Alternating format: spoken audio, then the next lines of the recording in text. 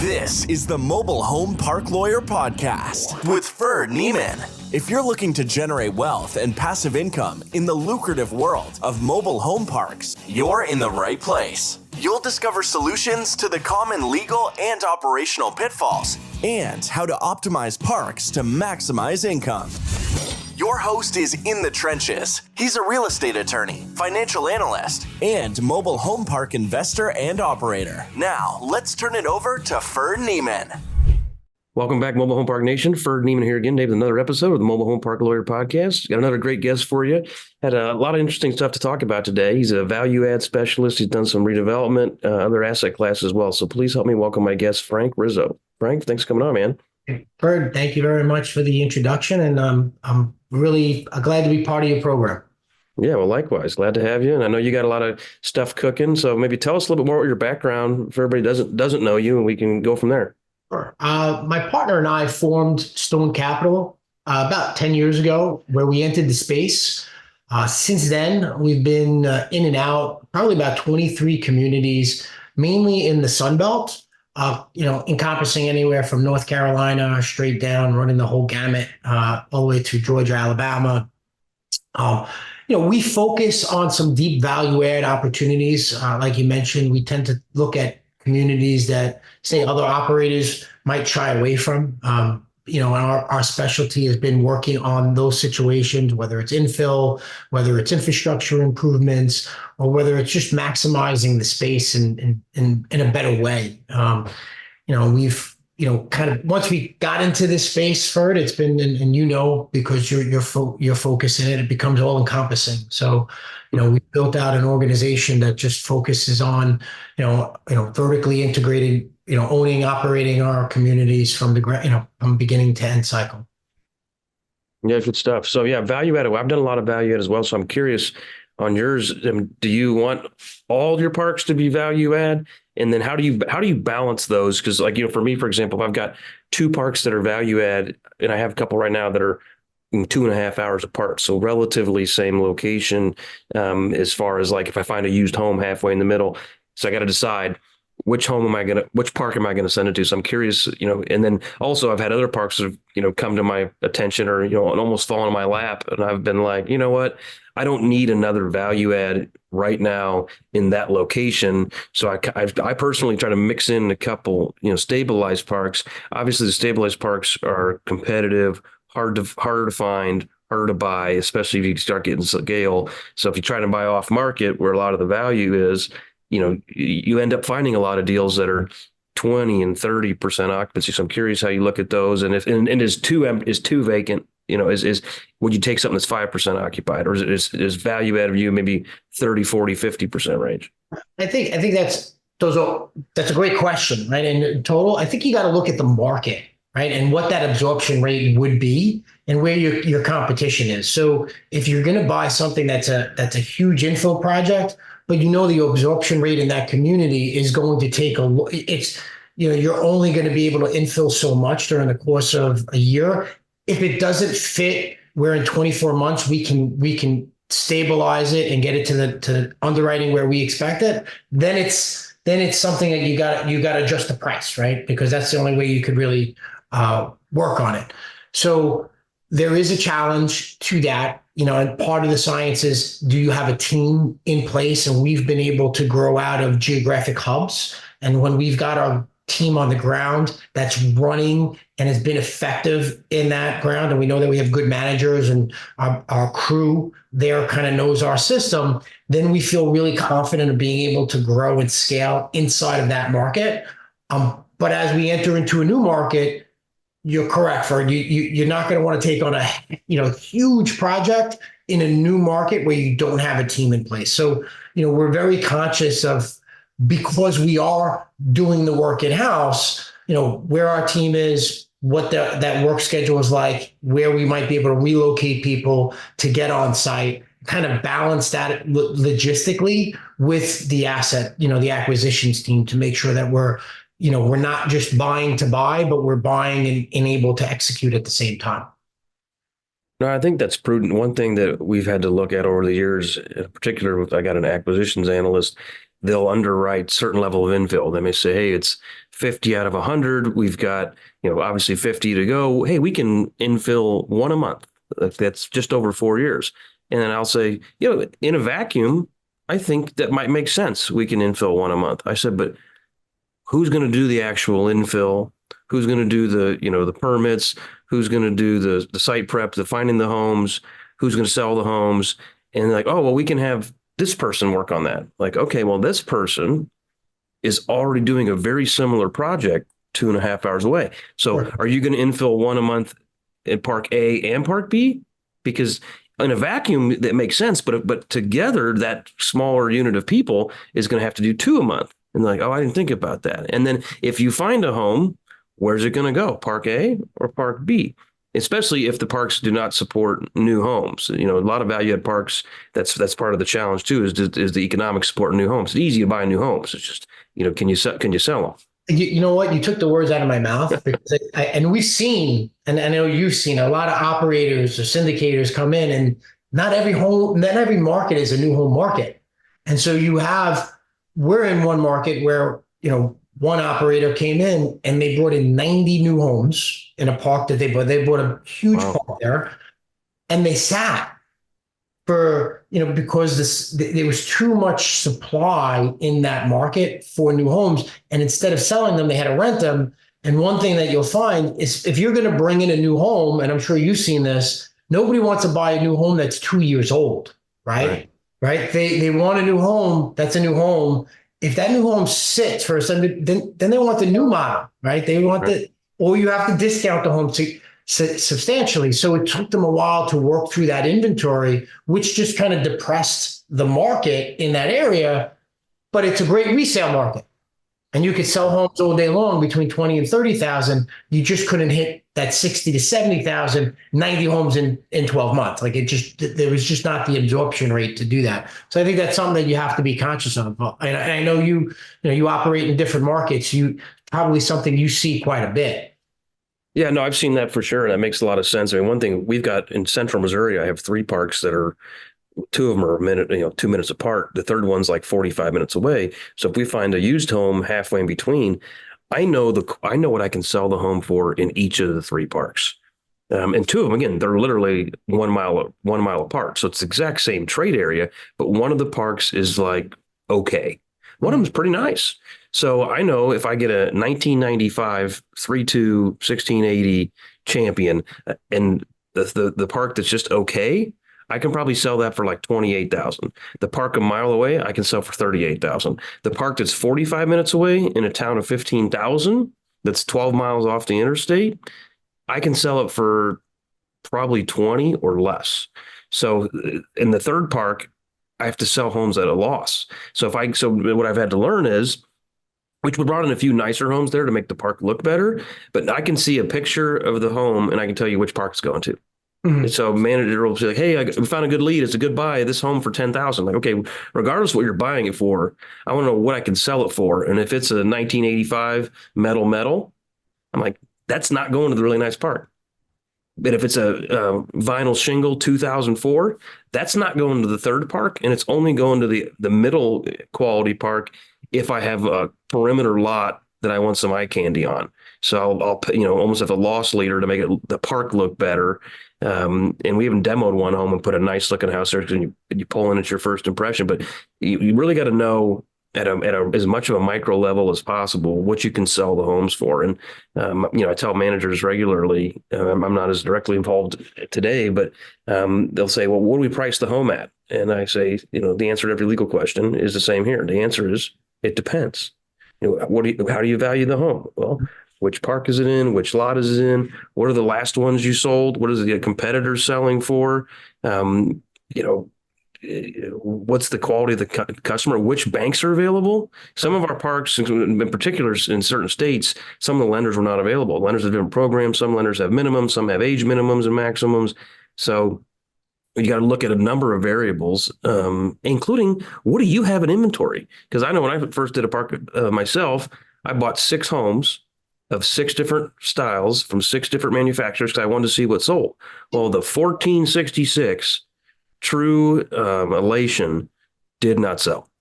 The True Victory Plus 1676 sold really well. The Clayton Independent 1676 sold really well. I had a Clayton Pulse, I had a Skyline, I had a Commonwealth, and I realized the new 14 wide didn't sell because it was new, so it was quasi expensive, but it was only 14. The used 16s wide sold better, so I then had to price accordingly. So then what I did was that would impact even which homes I would let myself rent versus sell. So I'm like, I'm not going to let you rent. I told my manager, like, I'm not going to let you rent a double because you can sell a double.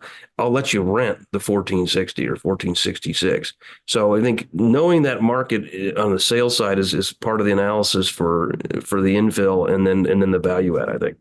Do you look at, we look at on a quarterly basis in the markets we're in, where the rents in those markets are trending, so we can make sure that, I tell everybody here on the team, I mean, this is a business of nickels and dimes, and you got to look at where your comparison is. And we look at, it's a total price point, right? So if someone's buying a home from you, they're including that lot rent. You have to be conscious of where that total cost to the consumer is, right? Where your resident's going to price out at, because if you're over a certain number, they're going to trend somewhere else, right? So you have to be the affordable option, I believe, in the markets that you're serving, because that's going to be one of your key components of being able to be fluid in this market and keeping that occupancy high.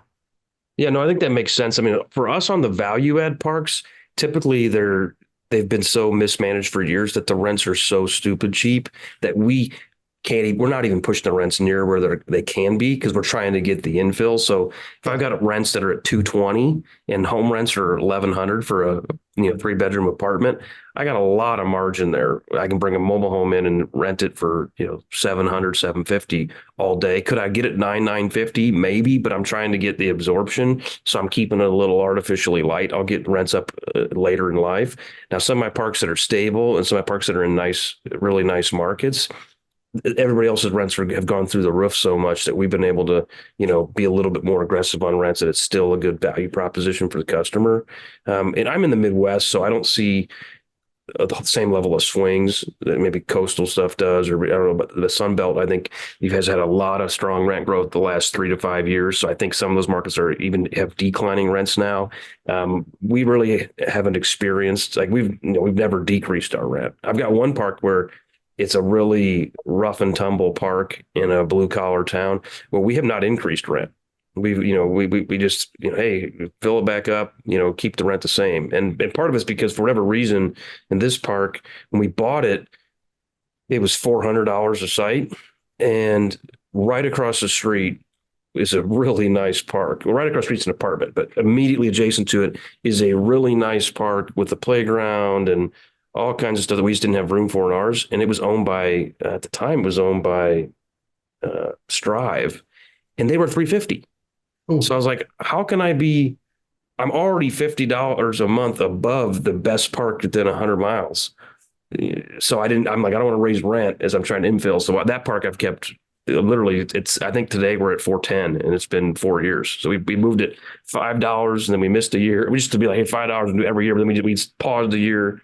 And we had a lot of turnover there as well. But I think, one of the things we're very conscious of, if we acquire a community, and a lot of times, mom and pop might have the rents so far below, but the standards are so far below, right? Whether it's, not screening your next door neighbor, whether it's infrastructure, roads, a lack of services. As you put those services on, I know everyone likes to rush to get to market. I think with the legacy residents, you have to give them some time to adjust. We never look to see a payment shock with somebody. And I think that's one of the touches that you have to have in this space that you might not have in other, in other markets or other spaces or garden style apartments where, all right, let's just, move rents to market. Here, we understand the legacy resident might have adjusted to a lower payment, but it's on the infill where we want to get closer to market, right? Or set market, because they'll see the community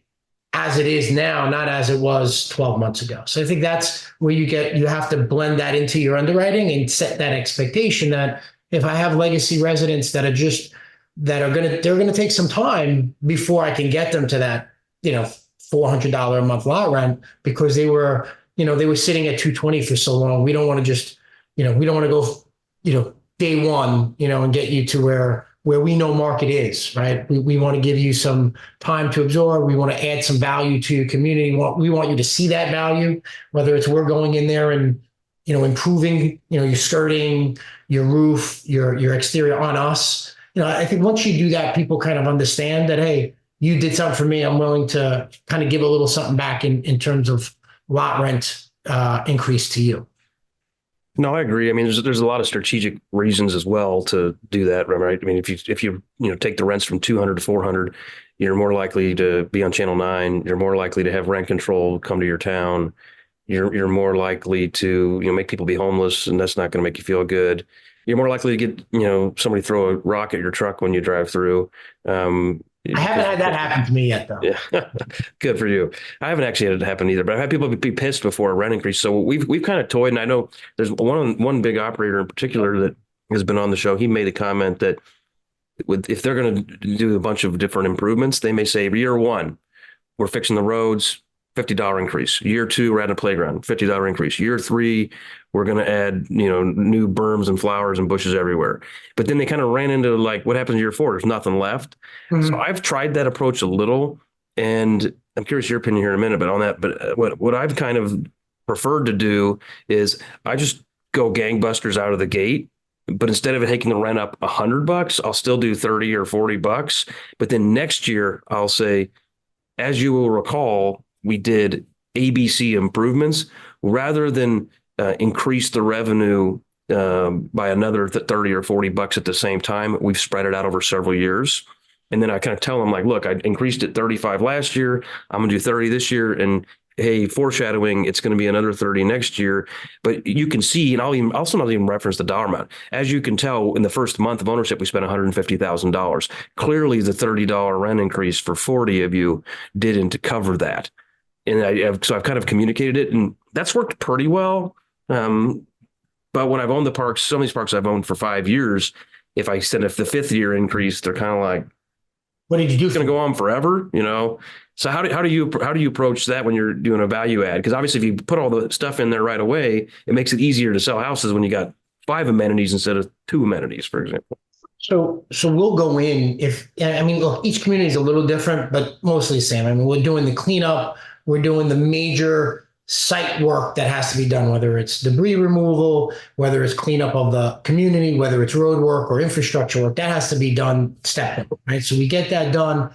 At that point, after we've done that, if there's park-owned homes, and usually, this becomes a mixed bag. There's no one way of everything. We want to set a standard. So we get the homes that we're responsible for, increase that standard to the exterior of those homes the way we want everybody else to.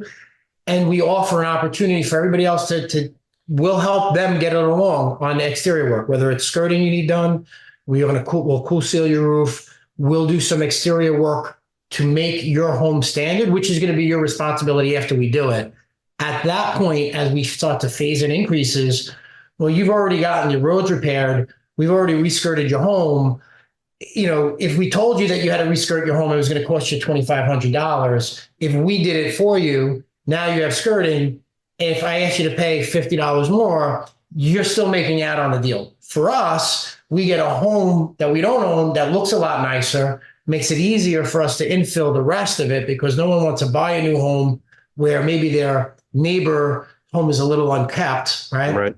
We've already underwrote that cost on initial acquisition. So we know going in, we're going to spend X amount of dollars on the homes we don't own, right? To make sure that their lots are up to standard. But this to me is a win-win-win situation. Resident gets a win because their home is going to be improved, no cost to them.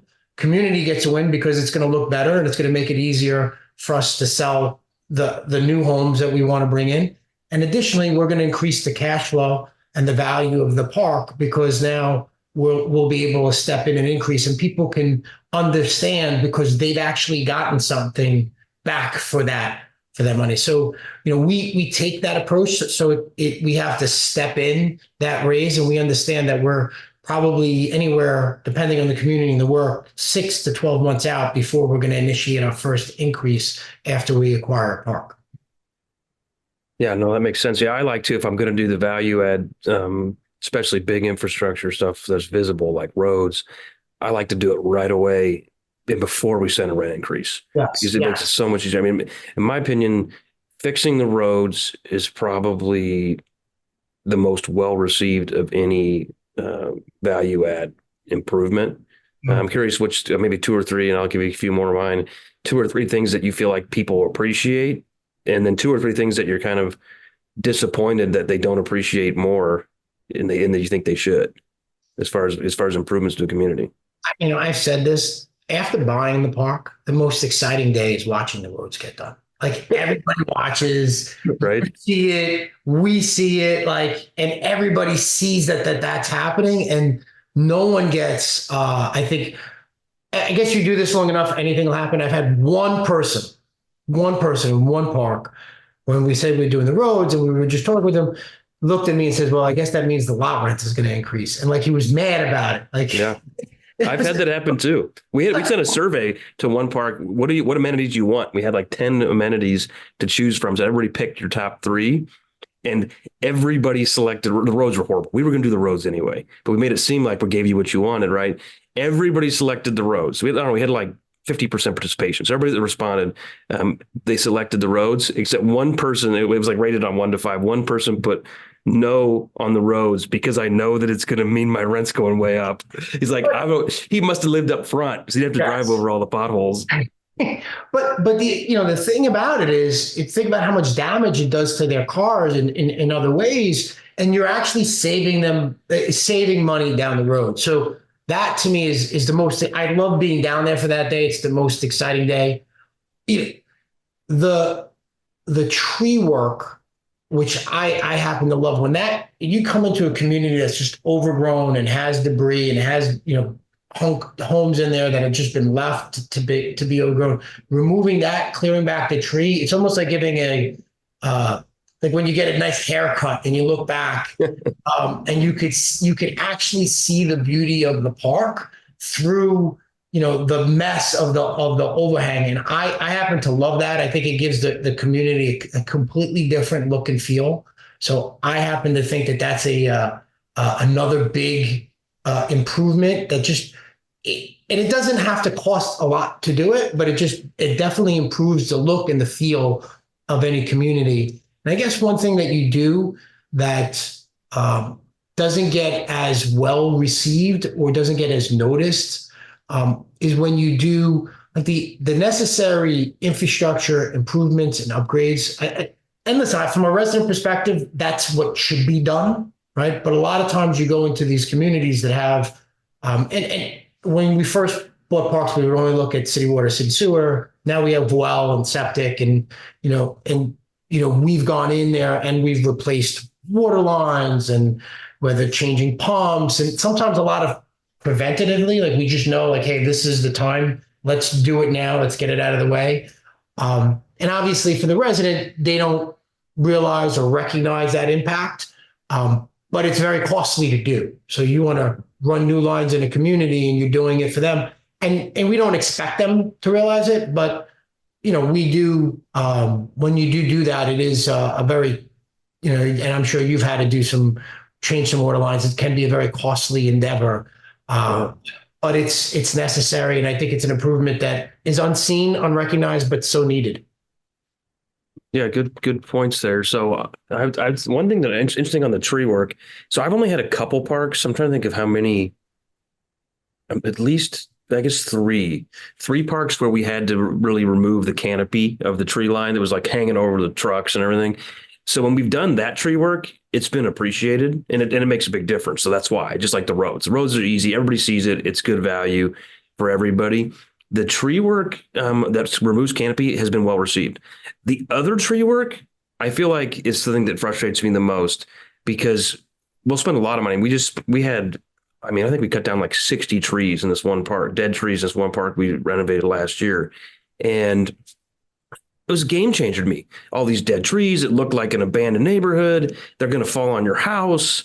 there's death and desolation. We took them all down and we're like, what do you guys think? And they're like, I mean, whatever, it's just a tree. And I was like, are you kidding me? Like, this is a whole different world. But so that one to me, they've been less appreciative of. I feel like the rules enforcement is a mixed bag. We all know why, right? If you clean up the junk, it's like if you're the junkie guy, you don't like the new rules. If you're across the street from the junkie guy, you love the new rules. So that's been kind of a mixed bag. I feel like playgrounds are pretty well received. We've done some dog parks, and I don't feel like they're not super expensive. They're not super fancy, but I feel like people don't appreciate them that much and don't use them as much as I would have thought. Covered picnic areas seem to be popular. We've never done any pools or anything like that, but we get requests for things like we want a pool. Soccer goal is really easy. You got to have the land obviously available, but soccer goal is really easy, and that's been pretty popular. That's a good bang for buck if you've got the land. But the tree work is one that really I'm kind of frustrated in, and then speed bumps. I love speed bumps because they work. They slow you down. Yes. Our residents hate speed bumps. They want to go fast. Yeah, they want to go fast. And the one thing you got to remember, right, as you do the speed bumps, and I'm sure the balusters around the speed bumps become equally as important, because as soon as you put the speed bumps on, they're always trying to figure out a way around the speed bumps. Right. You have to figure out those other paths, because if you don't, that's always my. If I have a concern about any community, it's like, all right, where would someone might go to divert? It might drive fast, and that might become an issue.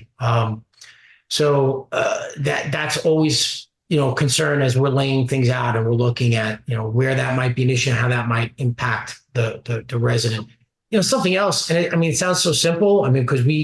But lighting. And a lot of times we've gone into communities and we put in some street lights or additional lights, and a lot of times it doesn't even. You can get the power company to put up the pole. They just want a contract, and so by doing that, that's super helpful.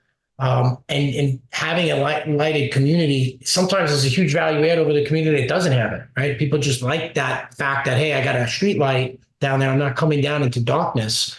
And that's something that becomes a big win for people.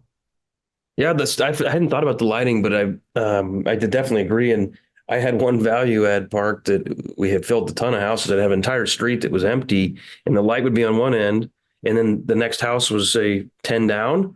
Well, then it was fine. Well, then I filled in the vacant lots, and it made it darker down the way because there was no longer this direct path from the light. It was blocked. So then all of a sudden people are like, yeah, the new houses look good, but now I can barely walk to my car at night because it's so dark. So then I had to add lighting because I had exacerbated the issue. So it's interesting. Well, Frank, tell me about this. We were talking offline about the two parks you bought in the same town, and how you're shutting one down to work on the other. That's a great story. Maybe give some people some insights on that and how you've kind of changed that investment strategy.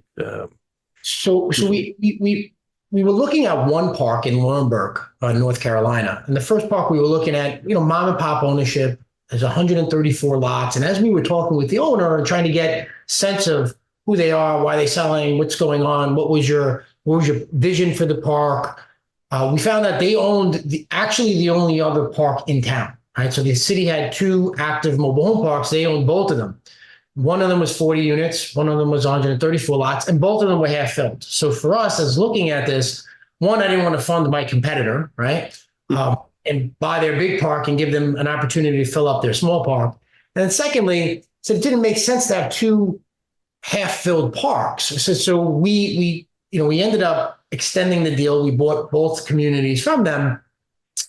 And, obviously, there's a premium on communities that are 100 lots or greater. That's just tough to find that type of scale in any community. So what we did was we took the 40-unit park with the 20 homes, and we moved all the homes to the larger community. So we owned some of the homes. Some homes we didn't, and the homes that we didn't, we offered to, at our cost, we would move the homes, we would set them up, skirt them, new decking, new roofing, do some exterior work and put people up in a hotel.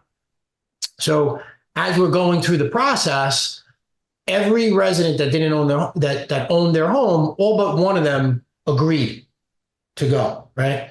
The one that disagreed was the one that actually told us not to buy the park because there was some infrastructure sewer backups by her house, and she thought the park was a disaster. So she was the only one that we had, to extended negotiation with. But we ended up getting the 134 unit park right now is about 75% occupied. We're starting to bring in some new homes there. Park looks great. We did the roads. It's performed phenomenally well for us. And the other park, because it was on such a big spot, we got it approved to do a 120 unit garden style apartment complex.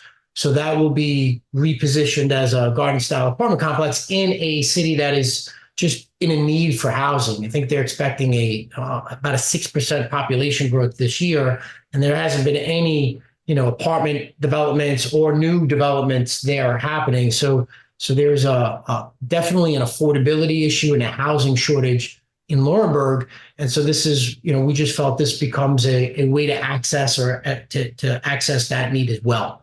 So we'll have the 120 unit garden style apartment complex, and then on probably about a mile and a half away, we have the mobile home park, which we're in the process of bringing in brand new, as you mentioned, Champion 16 by 76s, filling up the community. So we're pretty excited about that as well. Yeah, that's great to kind of, to kill two birds with one stone, right? I mean, I looked at doing that with another park. The city was trying to shut this park down, so I was negotiating with the seller, and the seller was super unreasonable. And I think I was trying to buy it for like $550. I owned a park down the street. Same thing. It was 30 here. I had 60 vacancy. I was like, of the 30, I was probably going to keep like 20 and I don't want the other ones. And then the city was going to give me tax incentives to build a skyrise apartment or a hotel or something. And it was right on the interstate. And there was a new diverging diamond interchange coming in. So the traffic pattern was going to be really helpful. And I was trying to get it done. This guy wanted like 950. I was like, it's not worth 950. It's worth, 550. And he just ran it further into the ground, and the houses ended up demolishing and moving out and stuff, and eventually sold the city for $300,000. And the city just put it out of commission. But that was my goal, was to take 2 to 1. And then, the city was going to gladly give me tax incentives to make one of the trailer parks go away.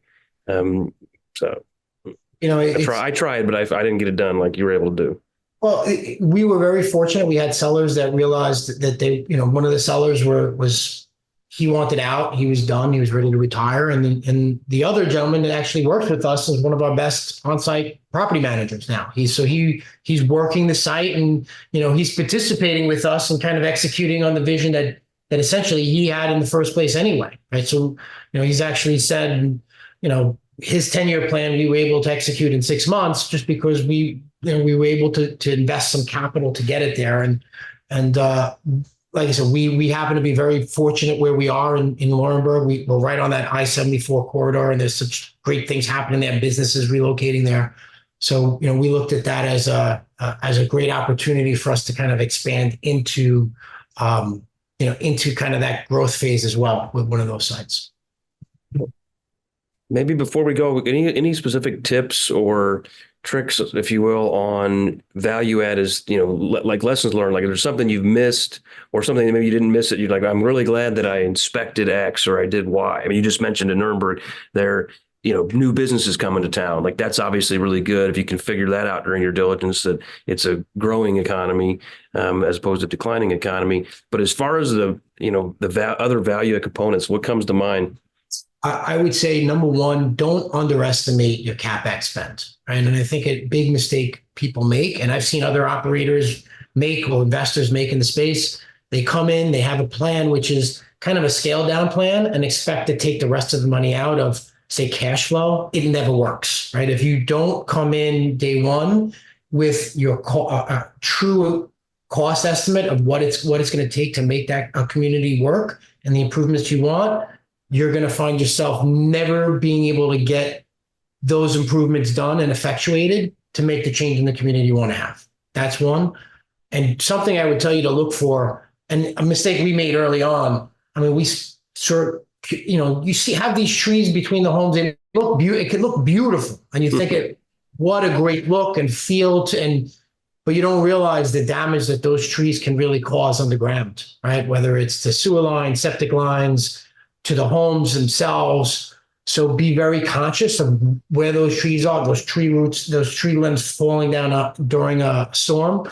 So I think you have to be conscious of that and don't get caught up in the beauty of it, but understand that there's a function to it as well, right? So, understand that pulling back those trees can be costly, can be dangerous, right? And it has to be done right. So those are kind of two tips I would give somebody in that space. Do not underestimate your CapEx starting day one, especially if you're doing value add, because it will come back to bite you if you don't have that money ready to be allocated.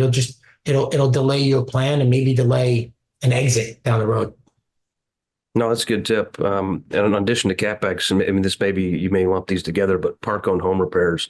That's where for me, the CapEx I've really haven't missed that much because it's easier to get bids and you can kind of see a lot of it. But on the park-owned homes, like you really don't know how many things are busted in those homes until you're the landlord. You may walk through it. Okay, it looks like it's an okay house. And then the day you buy the park, you get a list of 15 items that are problematic. The closet you didn't look inside has got mold in it. And you got to rip out all the drywall and do all that. So I've had that burn me before where, okay, I'm budgeting like 10,000 on park-owned home repairs. And then it's like 50,000.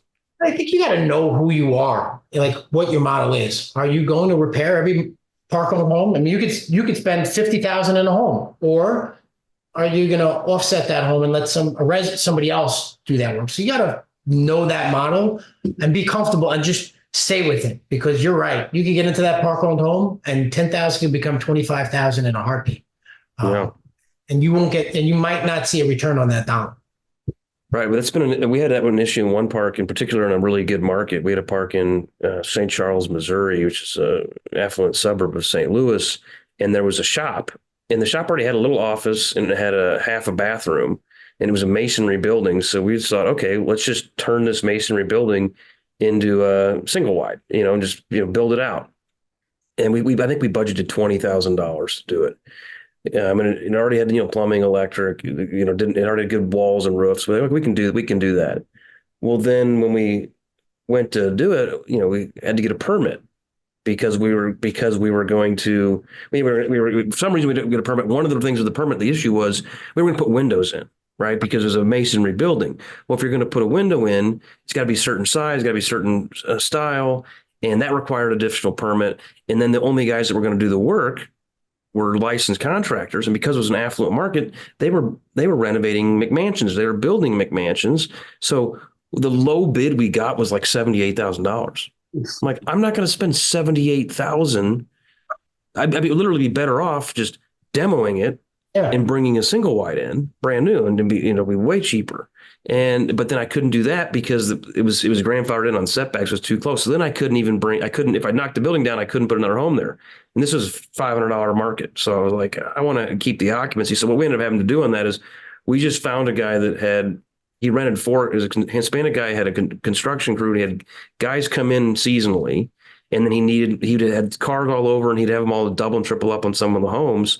So we just said, why don't you put all your gear and all your stuff in here and just rent this from us as a shop? We'll charge you just lot rent. And then you got more room in your house where you don't have to give a bedroom full of leaf blowers and snow, and weed eaters and all that kind of stuff. And he went for it. And then, so we ended up turning it into basically a tenant owned home, and we didn't spend any money on it. So it worked out really well, but I didn't, where I missed was I hadn't factored in having to get permits and having to, build this thing, to city code versus I'm like, okay, we're just going to build out the inside, put up some demising walls and, a kitchen, but it would end up being a lot bigger animal. So we ended up doing okay on it, but we ended up saving money. We ended up saving the 20,000 we budgeted, but it definitely could have been a bad deal for us if we didn't find that guy. It's a good thing you did that earlier rather than after you started the work. So that's key. So I guess the last thing you really need here too, and I guess everybody needs this before they do this, is you need a good attorney. Right?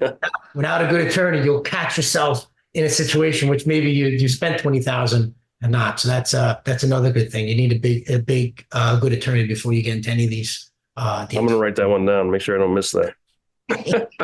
Find a good attorney. All right, good. Just for the record, we don't pay Frank to say that. All right, Frank, before we jump in, anything else you want to share, or how can people find you?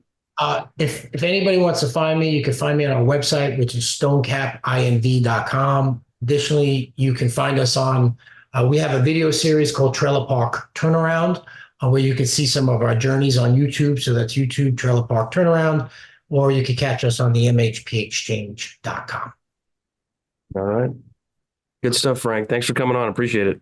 Thanks for having me, Ferd. Great talking with you as always. You got it. You've been listening to the Mobile Home Park Lawyer Podcast with Ferd Neiman.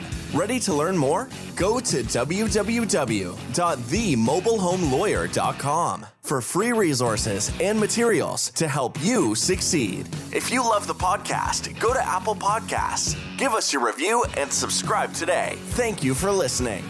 Neither the Supreme Court of Missouri nor the Missouri Bar reviews nor approves certifying organizations or specialist designations. The choice of a lawyer is an important decision and should not be based solely upon advertisements.